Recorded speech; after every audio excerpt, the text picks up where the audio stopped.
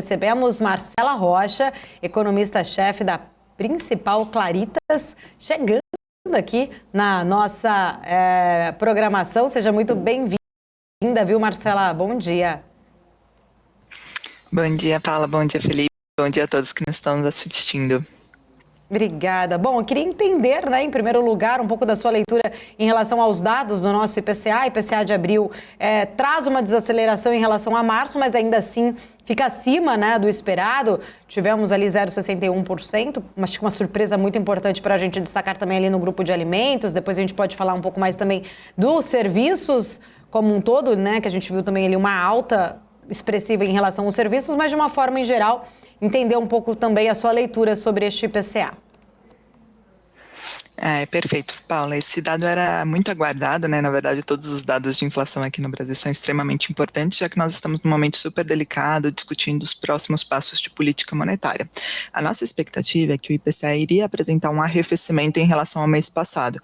Como você muito bem comentou, a gente teve uma alta de 0,71 em março e a nossa expectativa é que o número de abril apresentasse uma desaceleração para 0,58. No entanto, este número que foi divulgado hoje veio um pouco acima das nossas estimativas, ficando em 0,61. Esse número de 0,61 também surpreendeu a mediana do mercado, que esperava um número ao redor de 0,55.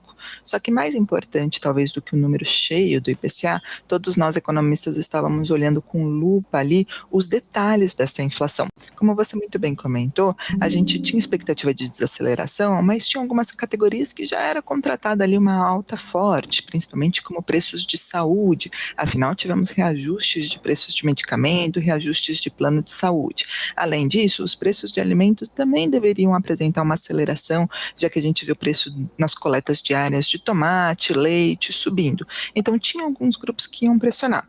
Mas o que nós queríamos entender mesmo era como iriam se comportar os núcleos, serviços, que são aqueles itens que reagem à política monetária, que reagem ao aperto da taxa de juros que vem ocorrendo no Brasil ao longo dos últimos anos. E por que a ansiedade com esse número era maior, Paula? Porque o dado de março que você falou, ele tinha trazido detalhes bons, detalhes positivos, detalhes falando que, olha, serviços está arrefecendo.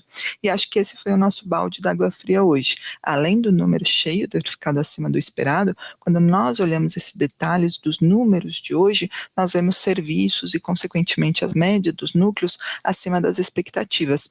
Serviços, na nossa projeção, era uma alta de 0,52, 0,48 veio 0,52 e serviços subjacentes, que é o núcleo desses serviços, veio 0,56, sendo que a gente esperava 0,52. A média dos núcleos também veio acima. Nossa expectativa era 0,48, veio 0,51. Quer dizer que isso interrompe aquela trajetória de arrefecimento do IPCA em 12 meses? Não, Paulo e pessoal. Quando a gente olha o IPCA, com esse número de 0,61, nos últimos 12 meses, ele marcou somente 4,18. É o menor patamar do IPCA nos últimos 12 meses, desde lá de outubro de 2020. E todos esses serviços continuam arrefecendo. Mas a gente sabe que, além desses patamares estarem acima da meta do Banco Central, eles estão contaminados ali por conta das quedas de preços que ocorreram no ano passado devido ao ICMS. Então, a nossa leitura, Paulo e pessoal, foi um número que não contribuiu para um otimismo de uma desinflação mais rápida, mais acelerada aqui no Brasil. Foi um número que trouxe para nós surpresas negativas. Inclusive, Marcela, pegando um pouco dessa sua parte final ali, que não contribuiu, e eu acho que é um ponto importante aqui, que a gente tem discutido muito em relação até a possibilidade, quando será que o Copom vai conseguir ali sinalizar uma diminuição, da sua taxa de juros, da Selic, desde quando acho que o novo governo começou com muitas críticas em relação à taxa de juros alta, o próprio Roberto Campos Neto, tendo que explicar no Congresso, no Senado especificamente, falando muito que não existe aí um mecanismo, apesar de estar aí muito atrelado ainda a uma dependência desta aprovação do arcabouço, que mais uma vez acabou tendo ali um adiamento, para a semana que vem a apresentação do texto. Tem alguns pontos que são muito importantes ainda, que precisam ser analisados deste arcabouço, mas diante desse último, então, né, dado que a gente tem agora deste IPCA, a sua leitura em relação, apesar de ter vindo, né, eu vi aqui alguns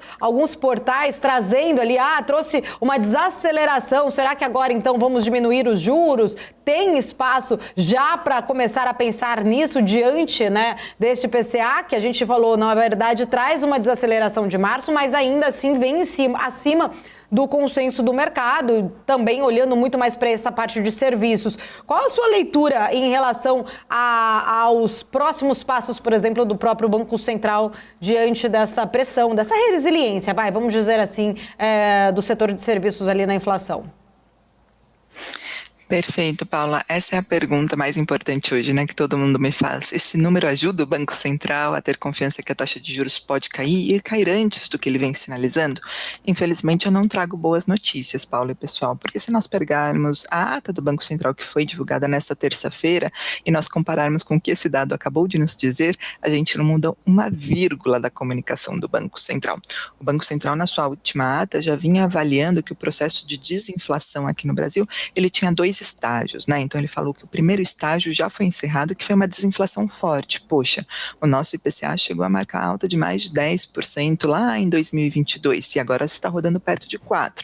Só que ele fala, essa desinflação foi por conta de preços administrados, preços de energia, gasolina. Agora nós estávamos no segundo estágio. E o segundo estágio, a velocidade de desinflação, ela é muito mais lenta. Os núcleos e os serviços que respondem à demanda agregada e à política de juros estão se reduzindo em menor velocidade na visão do Banco Central.